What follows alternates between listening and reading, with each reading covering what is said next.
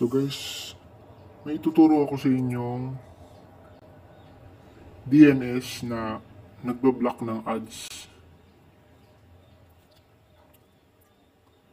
Tsaka hindi lang siya ads, meron siyang malware blocker, tsaka iba pa. Ito, tuturo ko sa inyo.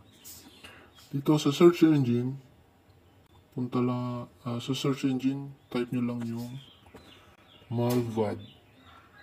Yan. So, mayroon naman na ako. Ipipindutin nyo na lang. Ito siya. Yan.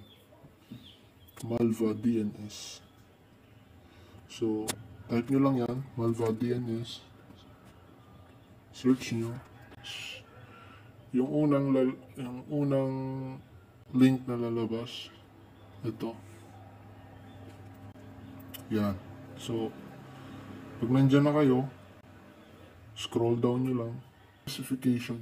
Makikita. Yan. Ito siya.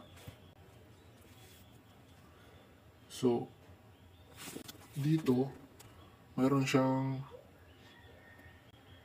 6 na DNS. Pero hahanapin natin yung pinaka magandang DNS niya. So, yung una, ito yung una, yung dns.malvad.net. Wala siyang check. So, ibig sabihin, for ano lang siya, ads lang. Sinusubukan ko na yun Ads lang siya. Ad blocker lang siya. So, dito naman, sa pangalawa, yung adblock.dns.malvad.net. So, yan. Ayun lang yung sakop niya. Ads at saka trackers. Pero, dito sa dnsmalvad.net, hindi ko lang bakit walang check yung ads. Pero, ad blocker talaga siya. Nasubukan ko na yan. Yung pinakauna kong nakita sa kanya na okay. Itong mga to, yung iba dyan, hindi ko pa nasubukan.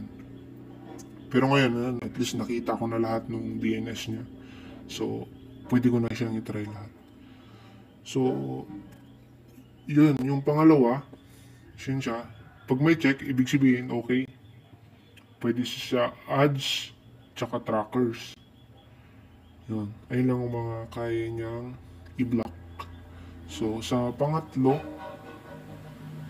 yan, c.dns.malvad.net. So, ang kanyang kayang i-block, ads, trackers, malware. So, yan. So, ito guys, yung DNS, free lang to Wala tong kung anong bayad or ano. Tapos, ito, sa pang-apat, extended.dns.malva.net. So, ang kaya niya, ads, tracker, malware, yun lang, yung tatlo na yun.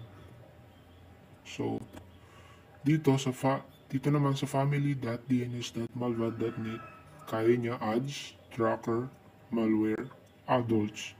Yung sa adults, ibig sabihin yung mga binobrowse nyo na pang-adults. Yun. Favorite ko sa lahat itong pinaka-ilalim. Kasi, kuha niya lahat. Ito. Yung ads, tracker, malware, adults, gambling, at saka social media.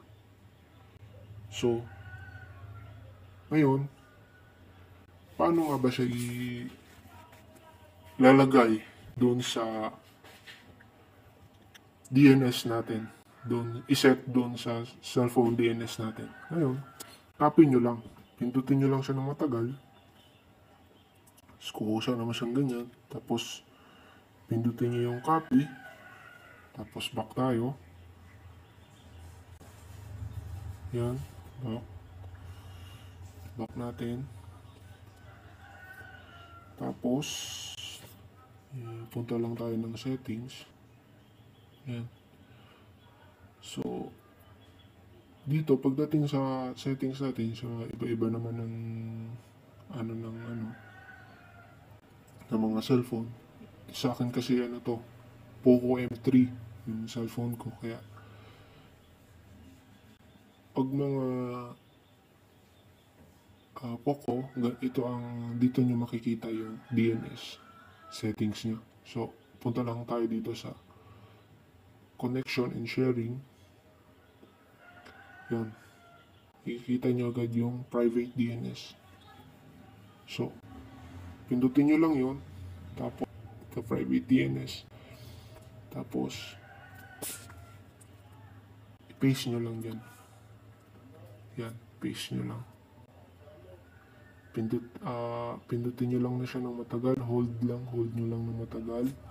Sabay, pag may lumabas na paste nyo lang. Tapos, save.